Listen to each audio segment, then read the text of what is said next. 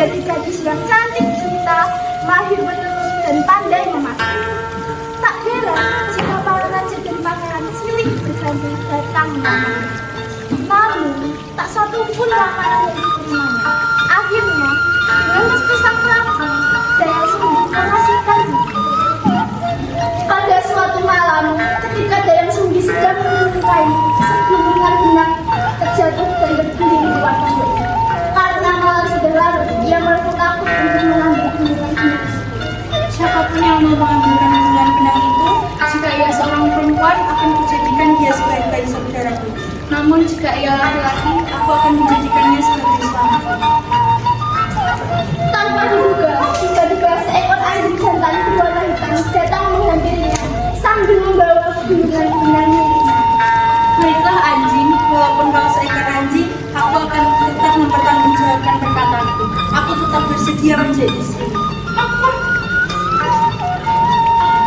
Mendengar perkataan Dayang Sumbi, anjing hitam itu tiba-tiba menjelma menjadi seorang pemuda yang sangat tampan. Dayang Sumbi sangat terkejut dan heran menyaksikan kejadian itu.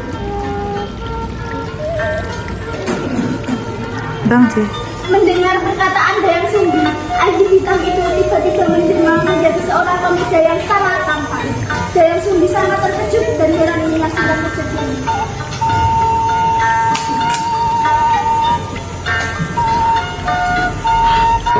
Kemudian mulailah perkenalan awal oleh dua insan itu.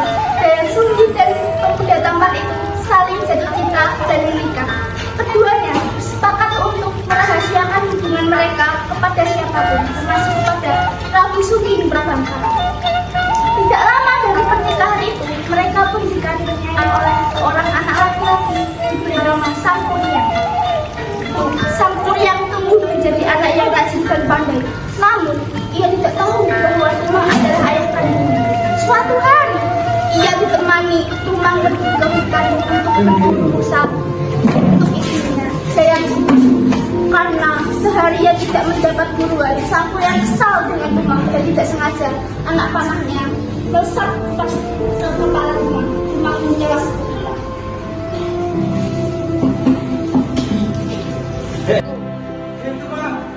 Apa yang kamu lakukan?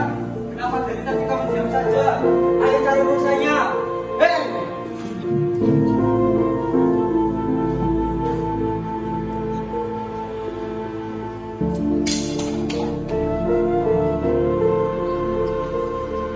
Oh, tidak. Bagaimana ini? Apa yang harus aku lakukan? Begitu saja. Akan kuambil hatinya lalu akan berikan ibu nanti.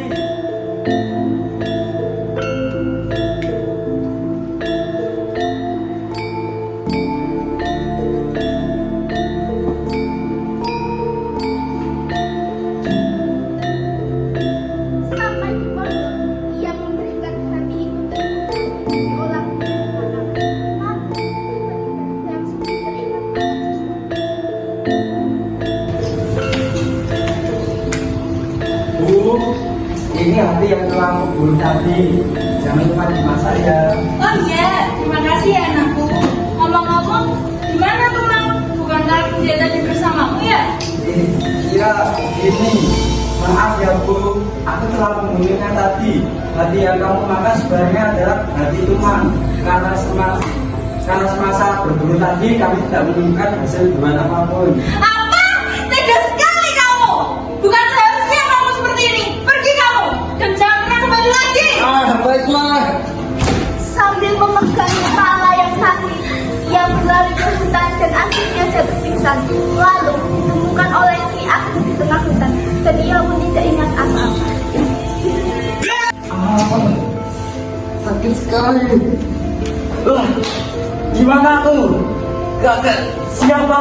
Nama kakak Ki Ageng dan dia akan saya temuin menghidupkan sekarang akan ada di tempat saya. Kakak itu. Terima kasih kakek. Di sana, ia diajari banyak hal oleh sang kakek. Dan beberapa tahun kemudian, ia tumbuh berganti nama menjadi Jaka. Ia pria yang tampan dan sakti mandraguna.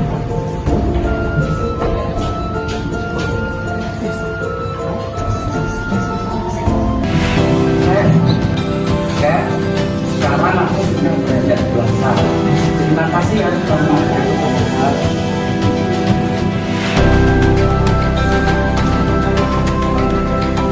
Ini kayak aku penasaran dengan masalah ini.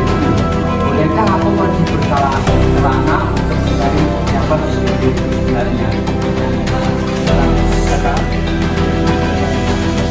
kasih semua atas dukungan kamu. Terima kasih. Jaka pun menyusuri hutan. Di tengah hutan, ia melihat sebuah pondok dengan dan tempat Wisatias dan kehausannya, dan bertemu dengan wanita cantik jelita. Kenapa tidak tinggal bersamaku di pondok ini? Hanya ada bibiku dan aku sih. Hah? Bolehkah?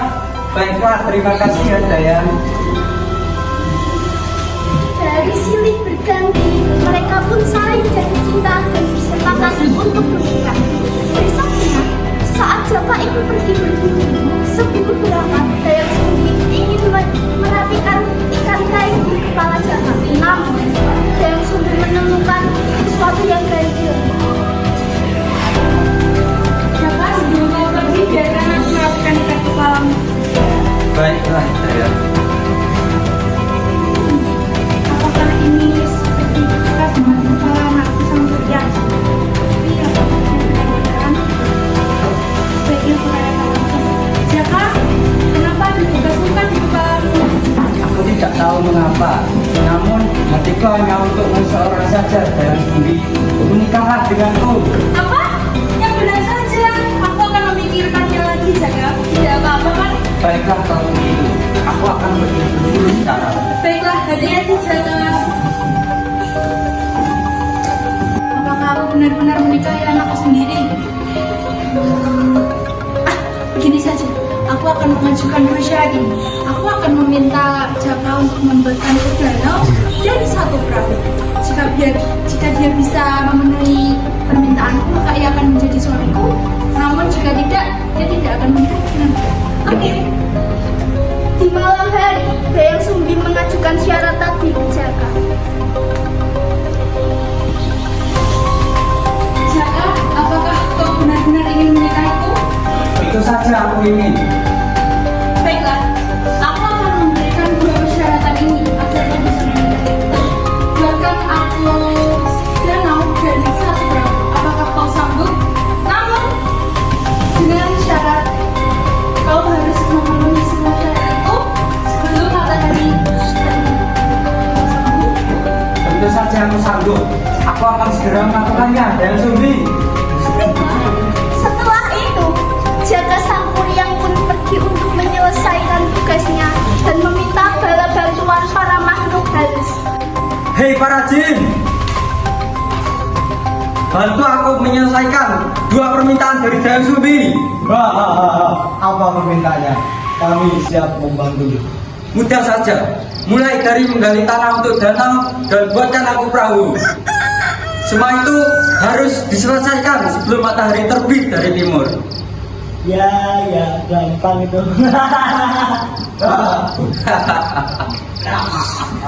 Saat tengah malam, bibi dari Dayang Sumbi mengintai pekerjaan Jaka sang kuryang. Dia pun terkejut karena pekerjaannya hampir selesai.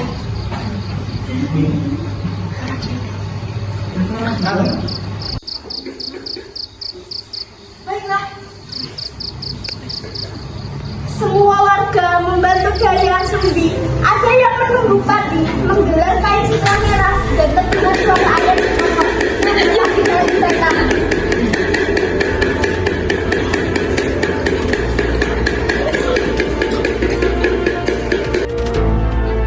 Sang kuryang, kau batal dalam memenuhi dua persyaratanku. Kita batal menikah. Apa? Demikian legenda sang kuryang yang berasal dari